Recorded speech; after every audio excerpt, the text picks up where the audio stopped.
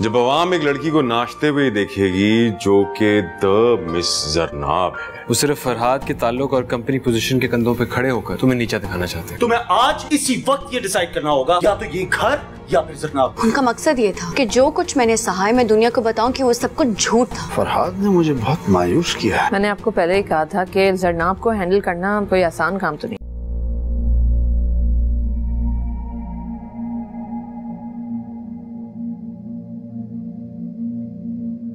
नाजिश, ये मगरमच्छ के आंसू बहाना बंद करो यार। मैं सोने की कोशिश कर रहा हूँ, मैं डिस्टर्ब हो रहा हूँ।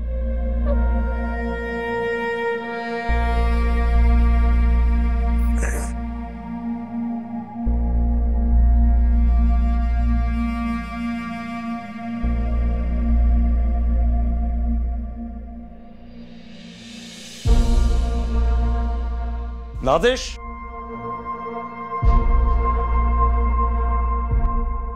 नादिश, ये क्या तरीका है यार? इस वक्त तुम ये क्या हरकतें कर रही हो? आपने मेरी बहन को दूसरी बार इस घर से बाहर निकाला है। ऐसा क्या किया था उसने? हाँ, तुम्हें तो कभी कुछ नजर ही नहीं आया ना? तुम्हें नहीं नजर आता कि वो किस तरह मेरी हर वक्त बेइज्जती करती थी?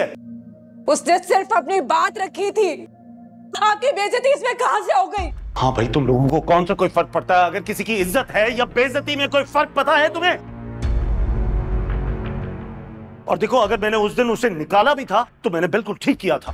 मैंने तुम्हें साफ बता दिया था कि तुम्हारे पास दो रास्ते हैं, एक जरनाब। अगर यही बात है तो मैं अपनी बहन और बाबा को इस हालत में अकेला नहीं छोड़ सकती। ठीक है, तो फिर तुम वही रहो ना। इस घर में तुम्हारे लिए कोई जगह नहीं है, सुना तुमने? ठीक है, सुबह होते ही इस घर से चली जाऊंगी। यार, तुम साफ साफ क्यों नहीं कहती कि तुम्हारे पास तुम्हारा मोबाइल नहीं है, जिसकी वजह से तुम्हारी नुमान से बात नहीं हो रही? तो तुम इस वक्त सारे बहाने बना रही हो।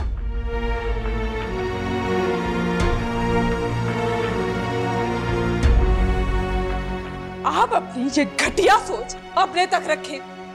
मैं ऐसी कोई बात बर्दाश्त नहीं करूंगी, समझे आप? ठीक है, मैं भी तुम्हारी अब कोई बात बर्दाश्त नहीं करूंगा।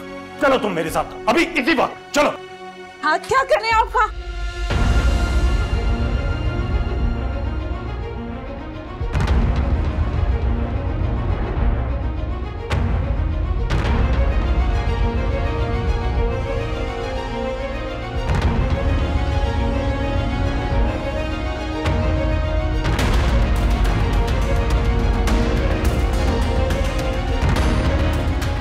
मेरी बात तो सुनिए, मैं इस टाइम कहाँ जाऊंगी? मेरी बात सुनिए। मैं तुम्हारी एक नहीं सुनूंगा। मेरी बात सुनिए, मैं कहाँ जाऊंगी? मैं सुबह चली जाऊंगी। मैं कहाँ जाऊंगी? प्लीज मेरी बात तो सुनिए प्लीज। फरहाद, दरवाजा खोलिए। मैं सिर्फ कहाँ जाऊंगी?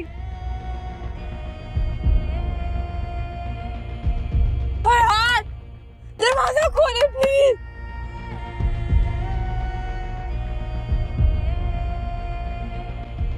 फरहाद, ये कैसा शोर हो रहा था? कुछ नहीं हुआ अम्मी, आप जाके सो जाए। तुमने नाजिश पे हाथ उठाया, कहाँ है वो? मैंने उस पे हाथ नहीं उठाया, मैंने सिर्फ उसे घर से बाहर निकाला है इस वक्त। क्या? आपको इससे क्या गर्ज है माँ? ये मेरा और नाजिश का मामला है, आप बीच में क्यों मुदाखलत कर रही हैं? तुम्हारा दिमाग खराब हो गया? वो कहाँ जाएगी इस वक्त? ये मेरा मसला है ना आपका। खुदा मुझ पे रहम करे। मेरी तरबियत में कहीं ना कहीं कमी रह गई है फरहाद, कि तुम इतने बेहिस हो गए हो कि लड़की को इस वक्त रात के इस पहर बाहर निकाल दिया। माँ, जब आपको पूरी बात पता ही नहीं है तो इस तरह वकालत करने की कोई जरूरत नहीं है। आप प्लीज जाके सो जाएं यार।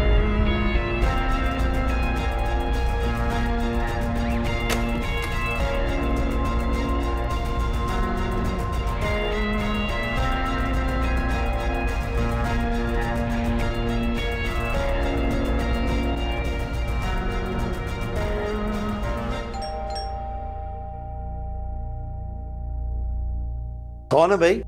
पता नहीं बाबा, कोई बहुत देर से बैल बजा रहा है। मैं देखता हूँ। अरे बजाय चला जा रहा है, तुम लोग यही रुको। ध्यान से।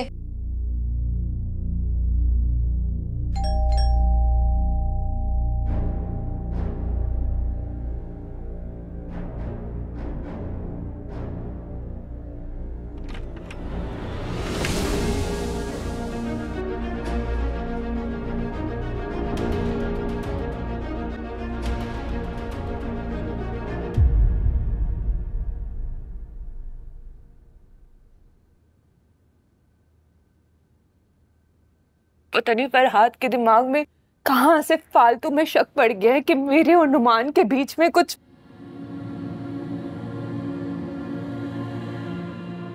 और इसी शक की वजह से उन्होंने मेरा ऑफिस जाना भी बंद कर दिया। और मैंने बोला कि मुझे अपने घर वालों से मिलना है, तो मुझे कहते हैं कि कोई जरूरत नहीं है मिलने की, उनको अगर मिलना होगा तो वो लोग खुद आ जाएंगे यहाँ पे मिलने के लिए।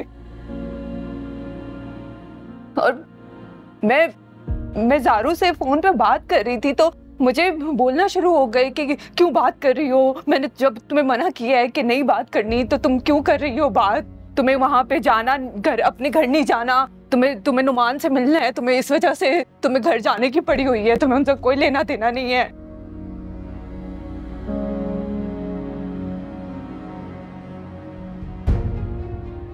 मैंने बोला कि मैं अपने घर वालों को ऐसी हालत में मैं नहीं छोड़ सकती उन्हें अकेला, मुझे भी उनकी जरूरत है जैसे उनको मेरी जरूरत है।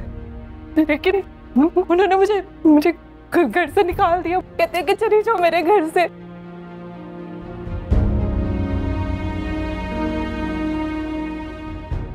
बाबा मुझे यकीन ही नहीं आ रहा कि फरहाद ऐसा कर सकते हैं। पता है मैं समझती थी कि जिस घर में मैं रहती हूँ वो मेरा अपना घर है, लेकिन नहीं। बच्चे ये है ना तुम्हारा घर, ये कल भी तुम्हारा घर था, आज भी तुम्हारा घर है, कल भी तुम्हारा ही घर रहेगा। मेरी बेटी मत रो, मत रो, बिल्कुल मत रो।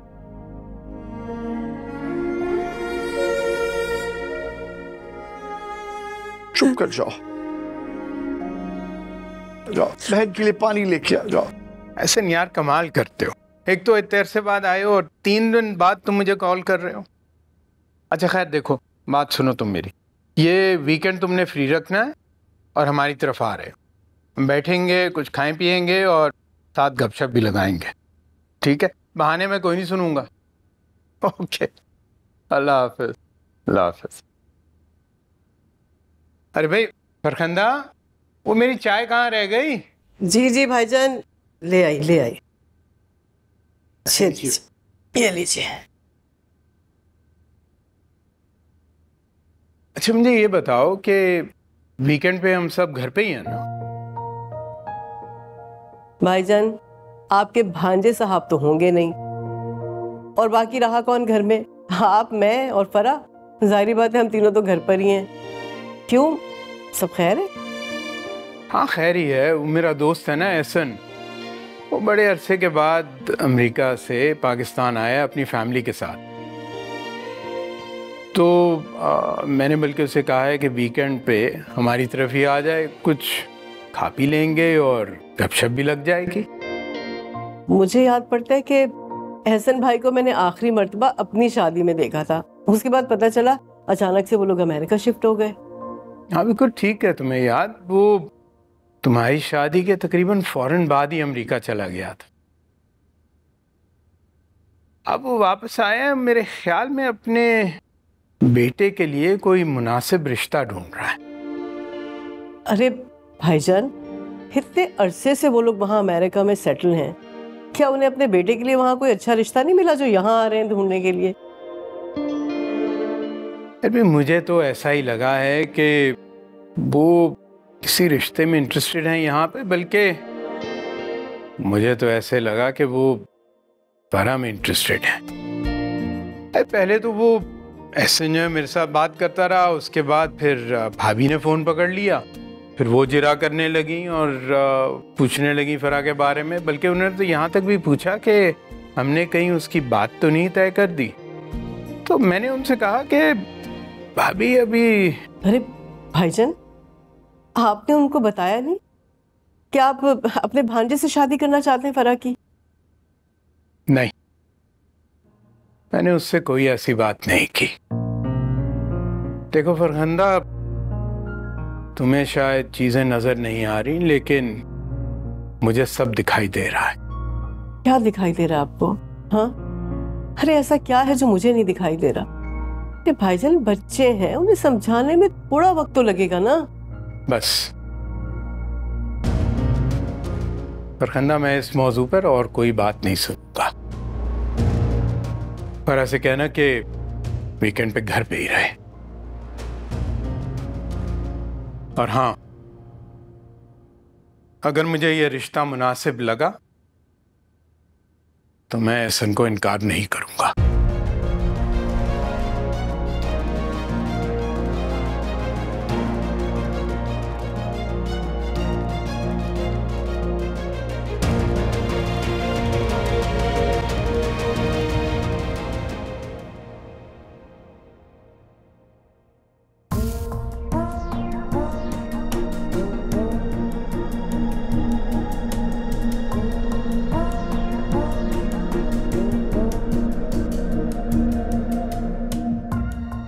चढ़ा दूं सोशल मीडिया पर, किसी व्यूज के भूखे यूट्यूबर को भेज दूं ना तो आग लगा देगा।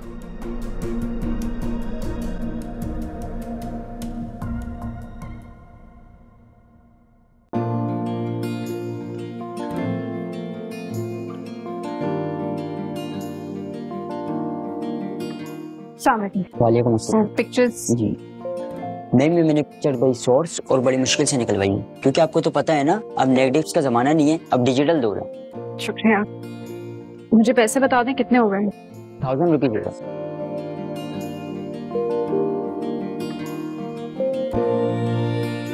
ये रहे। शुक्रिया।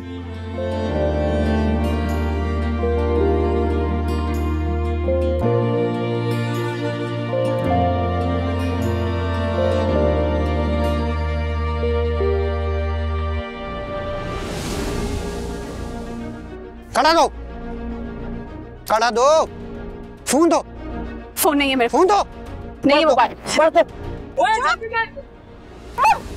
पुलिस वाले आ रहे हैं, चल।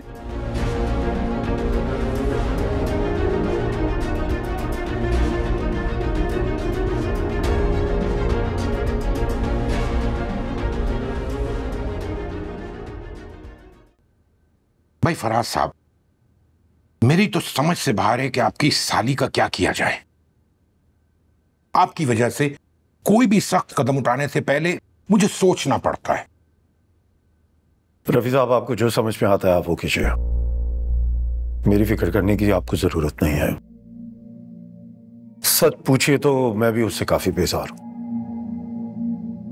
देखो फराज, इस केस के मामले में मुझे आपसे ज्यादा कोई काबिल दिखाई नहीं देता। मैं फिर कहता हूं कि आप ही ये केस लड़े। रफी साहब, इस केस को एक्सेप्ट करने में कोई बुराई तो नहीं है, लेकिन अगर मैं ये केस एक्सेप्ट करता हूं तो सब यही कहेंगे कि मैं अपनी बीवी की बहन के खिलाफ केस लड़ रहा हूं, और इससे हर कोई जो है मेरी पर्सनल लाइफ को डिस्कस करेगा, जो मैं नहीं चाहता।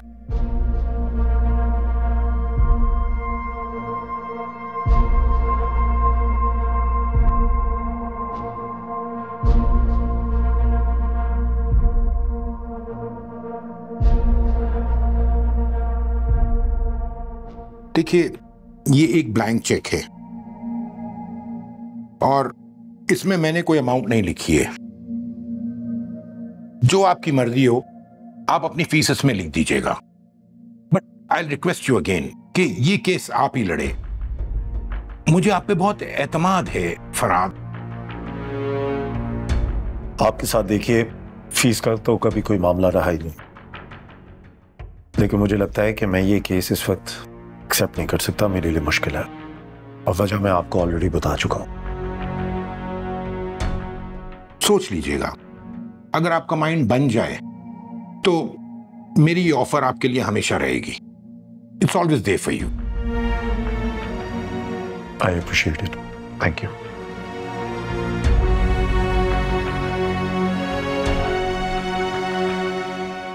What would you like to have? Coffee? Sure, why not? 2 coffees भिजवा दीजिएगा प्लीज।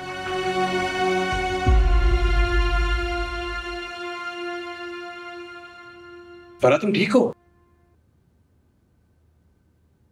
अब ठीक हूँ। जब उसने गन पॉइंट की थी ना तो मुझे लगा कि बस। ये सब हुआ कैसे? उसने मुझसे कंगन मांगा तो मैंने फौरन कंगन उतार के दे दिया, लेकिन जब उसने पर्स मांगा तो मैंने कहा कि मैं तो पर्स नहीं दूंगी, इसलिए। तुम्हारा दिमाग सही है? तुमने ऐसा क्यों किया? जब उसको कंगन दे दिया था तो बैग में कौन सा हीरे थे तुम्हारे जो इतनी बड़ी बेवकूफी की? और कॉल क्यों नहीं की तुमने मुझे? तुम्हारी दोस्त मरियम ने कॉल की तो पता चला तुम यहाँ पर। मरियम भी पागल है। मैंने उसे कहा था कि बस छोटी मोटी खराश आई है, मैं पट्टी करवा के घर चली जाऊंगी। उसने तुम्हें कॉल कर दी।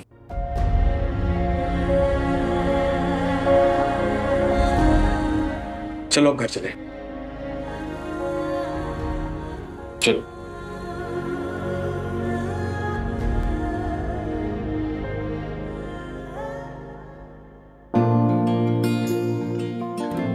ज़ुई ने बहाना बनाकर अच्छा नहीं किया है ना, मगर वो हमेशा यही करती है, पहले खुद प्लान बनाएगी फिर खुद ही नहीं आएगी। तुम बैठो, मैं तुम्हें भाई से मिलवाता हूँ। सही है।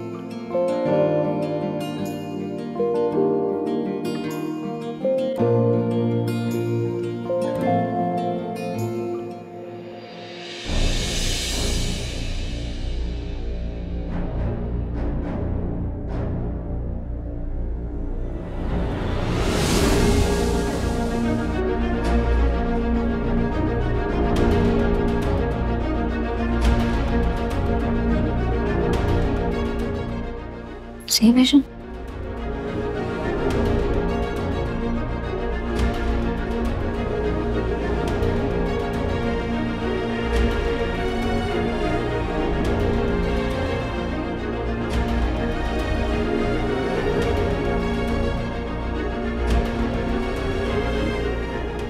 Termination of Zarnab Ahmed.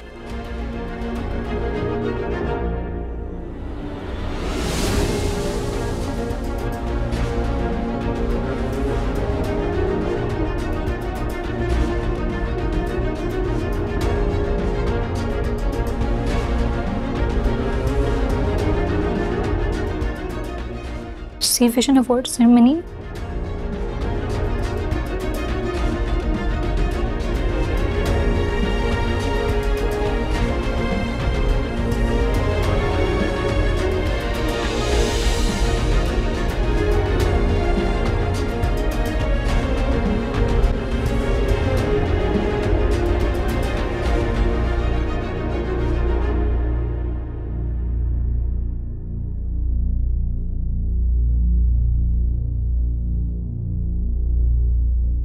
अस्सलाम वालेकुम।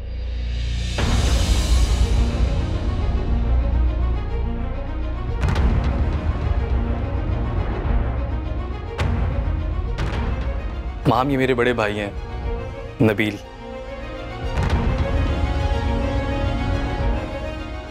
मुझे घर जाना है। माहम, माहम रुको तो, क्या हुआ है माहम? इसे क्या हुआ? पता नहीं भाई, ये ऐसे क्यों चली गई है? कौन है ये? भाई ये माहम थी, मेरे साथ पढ़ती है, जरनाब की छोटी बहन है ये।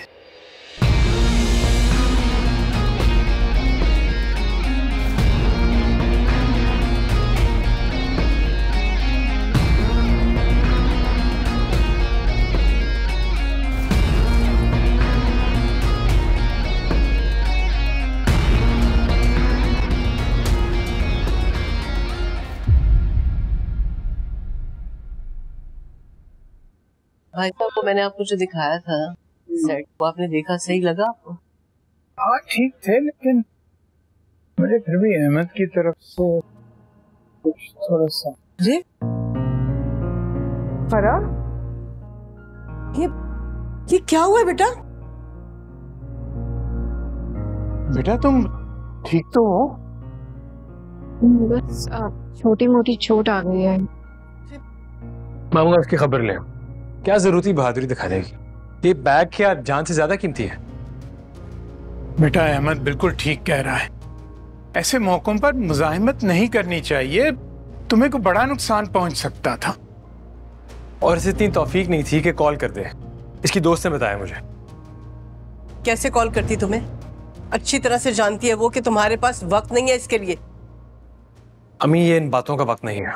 अच्छा, तुम्हें अंदाजा भी है तुम कब घर में आते हो और कब घर से जाते हो? पता है तुम्हें कुछ? वक्त नहीं है इन बातों का।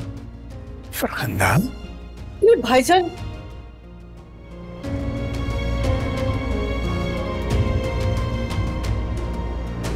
बेटा जाओ आराम कर लो तुम। हाँ हाँ, तुम जाओ बेटा, आराम करो, मैं तुम्हारे लिए कुछ बनाती हूँ खाने को।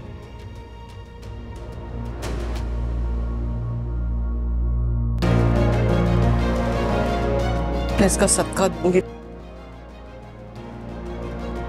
अरे मैं कुछ बनाती हूँ उसके लिए, आप परेशान मत हो।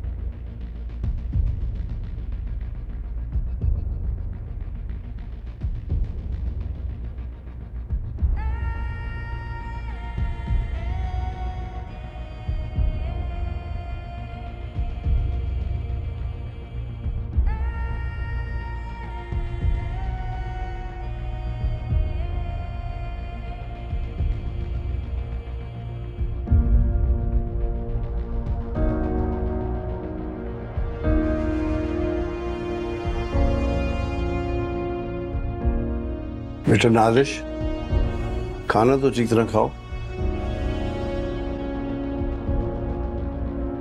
बाबा ये सब हमारे साथ ही क्यों हो रहा है? अच्छे बुरे फेजेस तो जिंदगी का हिस्सा होते हैं नाजिश, ये वक्त भी गुजर जाएगा। एंड में सिर्फ लोग याद रह जाएंगे और हम सब हालात का मिलकर सामना करें।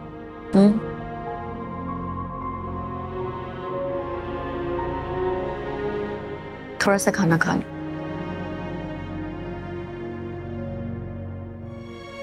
तो शाबाश मेरा बेटा।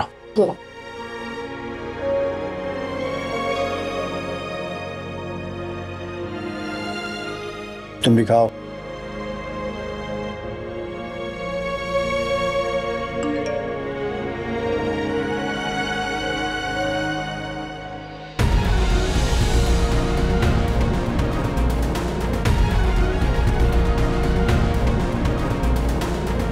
क्या हुआ?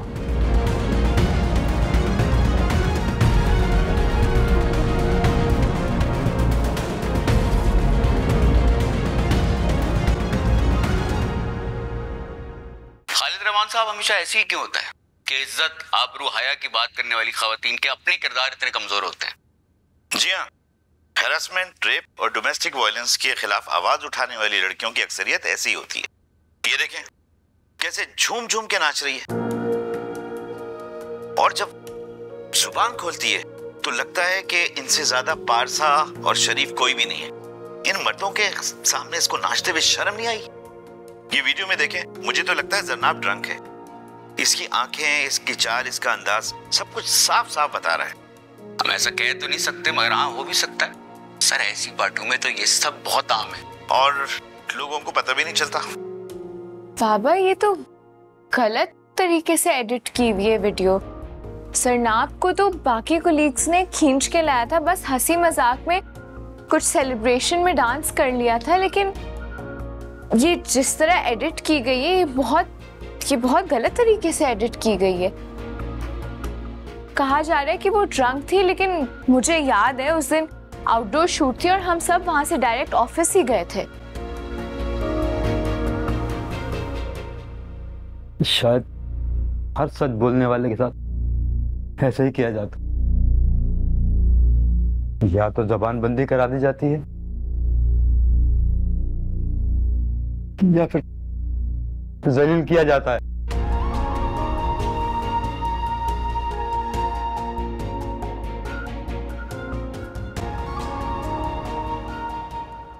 देखो राबिया, तुम्हारी इस तरह शादी करने की वजह से मिशी की पर्सनैलिटी जिस तरीके से असरअंदाज होगी, तुम्हें उसका अंदाजा भी है कि नहीं? जिस दिन तुमने मेरे हाथ में डाइवोर्स पेपर थमाए थे उस दिन तुम्हें कोई ख्याल नहीं आया? मैं इतने साल से मिशी को अकेले पाल रही हूँ, जब तुम्हें कोई फिक्र नहीं हुई, और जब मैं अपनी जिंदगी किसी के साथ गुजारने का तो तुमने रिस्पॉन्सिबिलिटी ली थी ना। तुमने कहा था कि तुम मिशेल को पालोगे। मैं तो आज भी ये कह रहा हूँ कि मिशेल तुम मुझे दे दो, तुम्हारे जी में जो भी आ रहा है तुम वो करो। मैं तुम्हारे पास मिशी को कैसे छोड़ सकती हूँ? तुमने कभी उसको एक प्यार की निगाह से देखा? कभी तुमने उसको एहसास दिलाने की कोशिश की कि तुम उसके बाप हो? तुम मेरे बिहेवियर को वजह बनाकर किसी दूसरे के घर में हमारी बेटी को कैसे पाल सकते हो? मैं माँ हूँ और मिशी मेरे साथ ही रही है। अगर मैंने कोई फैसला किया है तो सोच समझ कर ही किया है। हाँ, ऑफ कोर्स तुम्हारे फैसले, अकल और ये सारे फैसलों के बारे में मुझसे बेहतर और कौन जानता है। देखो, मिशी हम दोनों की बेटी है। मैं उसके मुस्तकबिल के हवाले से ही तुमसे बात कर रहा हूं। तुम्हें जो कुछ भी चाहिए मैं तुम्हें दे सकता हूं, लेकिन मैं किसी भी कीमत पर अपनी बेटी किसी दूसरे के घर में पलने नहीं दे सकता। वो मिशाल फरहाद है और हमेशा मिशाल फरहाद ही रहेगी। तुम मुझे ऐसे मजबूर नहीं कर सकते। मैं तो आपके साथ कमिटमेंट कर चुकी हूँ। सलूट करता हूं मैं तुम्हें राबिया, अपनी बेलगाम सोच के लिए। तुम एक मासूम बच्ची की जिंदगी खराब कर रही हो सिर्फ अपनी जिंदगी जीने के लिए। कैसी माँ हो तुम? मैं जैसी भी हूँ, लेकिन तुम्हें कभी फुर्सत मिले ना तो तुम सुकून से बैठ के सोचना कि तुम खुद कैसे बाप हो।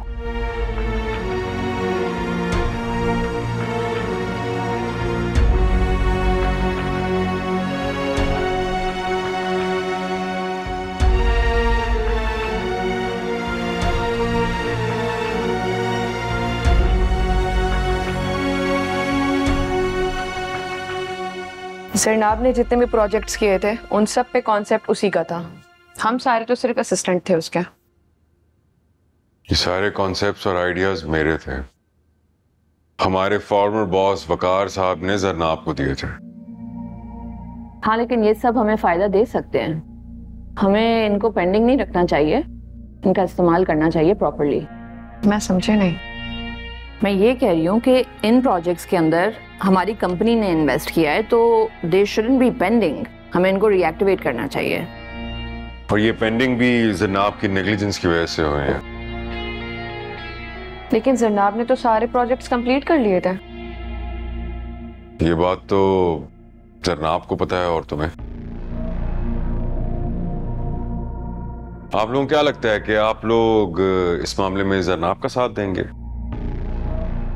आई डोंट नो, आप लोगों को जैसा ठीक लगता है वो करें। हम एक काम करते हैं ना कि फिलहाल ये जो विमेन स्पीक वाला प्रोजेक्ट है इसे हम as a filler project launch करते हैं। और क्योंकि ये काफ़ी अरसे से पेंडिंग थे, नीचे एक फुटनोट में इंक्लूड कर दें कि we apologise for the delay और वी अंडरस्टैंड के डिलेज में कंपनी के ऊपर एक नेगेटिव इम्पैक्ट पड़ सकता है। जस्ट मेक समथिंग अप और उसमें इंक्लूड कर देना, ठीक है? All right. Sorted. Yep. Good. Siddiqui साहब, आप कोशिश तो करें। मुझे पता है आप ये केस लड़ सकते हैं, लेकिन आप ऐसे कैसे बोल सकते हैं? आप एक दफा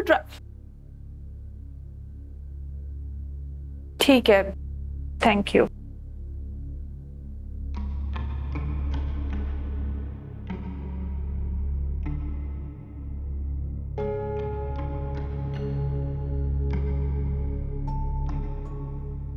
सिद्दीकी साहब ने केस लेने से मना कर दिया है। कोई भी सी विजन के खिलाफ खड़े होने के लिए तैयार नहीं है। और बाकी सब कह रहे हैं कि केस बहुत वीक है।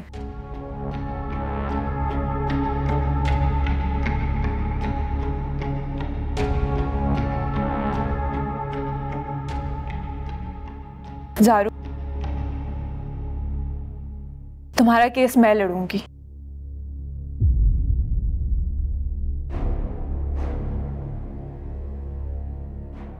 अगर इस सिस्टम में कोई सच के साथ नहीं खड़ा हो रहा तो उसका ये मतलब नहीं है कि हम लोग हार मान जाए।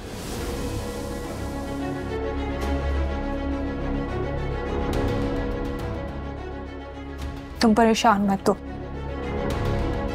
और हमारे पास कोई और ऑप्शन भी नहीं है।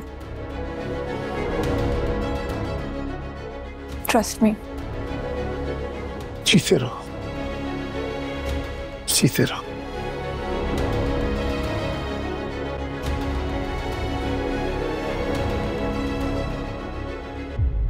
क्या वाकई नाजिश डेफेमेशन के केस में सी विजन का मुकाबला करने की हिम्मत रखती है? केस तो काफी कमजोर है, ना उसके पास काबिल कबूल एविडेंस है और ना ही कोई लीगल स्टैंडिंग उसकी मजबूत है। पता नहीं क्यों उसको लग रहा है कि वो अपनी रस्टी लीगल स्किल्स की वजह से कोर्ट के अंदर कोई इनकलाब ले आएगी। देखो, मैं ये समझता हूँ कि सी विजन के काउंटर क्लेम्स और कंक्लूसिव डिफेंस के सामने उनका केस जुरिस्डिक्शन में भी ठहरेगा कि नहीं। मैं रफी साहब से बात करके देखता हूँ। ओके, ठीक है।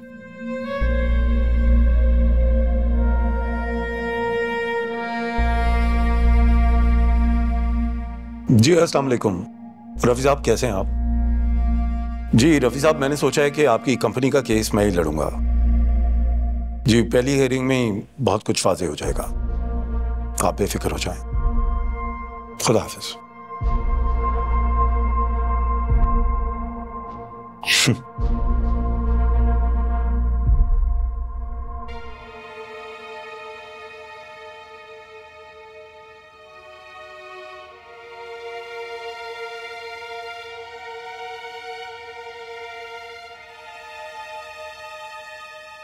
इस डेफेमेशन लेटर को हम इतना सादा नहीं ले सकते। इसकी हर लाइन में लफ्जों का इस्तेमाल बहुत सोच समझ के किया गया है। हाँ, लेकिन इस बात को जहन में रखो कि जरनाब के जिस बयान को हमने बुनियाद बनाया है वो पब्लिक इंटरेस्ट में था, किसी बदले के लिए नहीं। सो लीगली हमारा केस बहुत स्ट्रांग है, स्ट्रांग डिफेंस है। लेकिन पब्लिक इंटरेस्ट तो तब डिफेंड होगा जब हमारे पास ठोस सबूत मौजूद होंगे और उनके पास वाज़ेह दलाइल मौजूद हैं। लेकिन जरनाब का बयान डैमेज का सबब तो बनता है। लेकिन डैमेज प्रूव करना भी तो उनकी जिम्मेदारी है ना। क्या वो ये साबित कर सकेंगे कि उनकी कंपनी में वाकई में नुकसान हुआ है? और ये सब जो बातें कही गई हैं वो पर्सनल एक्सपीरियंस है, तो क्या वो भी डेफेमेशन कहलाएगा? ये तो कॉन्टेक्स्ट पे डिपेंड करता है। उन्होंने अपने नैरेटिव को इतना स्ट्रांग बना लिया है कि परसेप्शन ट्रुथ पे हावी हो गया। आई एम सॉरी, मैं समझ नहीं सकी आपकी बात। देखें, नबील ने आपके साथ मिसबिहेव किया, जिसकी कंप्लेन आपने जाके कंपनी में की और कंपनी से आपको बुरा एक्सपीरियंस हुआ और आपने अपने उस बुरे एक्सपीरियंस को एक ऐसे फोरम पे जाके डिस्कस किया जहां सच और झूठ साबित होने से पहले ही उस कंपनी के बारे में लोगों ने एक राय कायम कर ली, जिसका उस कंपनी की साख को बुरा असर पड़ा है और उनका डैमेज हुआ है। तो क्या अब सच बोलना भी जुर्म है? कानून सिर्फ सच को नहीं देखता, वो ये देखता है कि उस सच को कैसे बयान किया गया है, उसे किस तरीके से फैलाया गया है और दूसरी पार्टी को उस सच से कितना नुकसान पहुंचा है। और अगर वो नुकसान उस सच पर हावी हो जाता है तो ये डेफेमेशन हो। तो अभी मिसिंग क्या लग रहा है? देखिए, हमारे पास एविडेंस और स्ट्रक्चर होना चाहिए। ताकतवर सिर्फ मुकदमा नहीं बनाता, वो नैरेटिव क्रिएट करता है। इसलिए तो मैं कह रही हूँ कि हम ये केस लड़ सकते हैं, हमें बस स्ट्रॉन्ग स्ट्रेटजी चाहिए ताकि हम उनके नैरेटिव को वीक दिखा सकें। अब फैसला आपके हाथ में, बस कोई मुआवजा ही हो सकता है, वरना इनसे मुकाबला करना इतना आसान नहीं।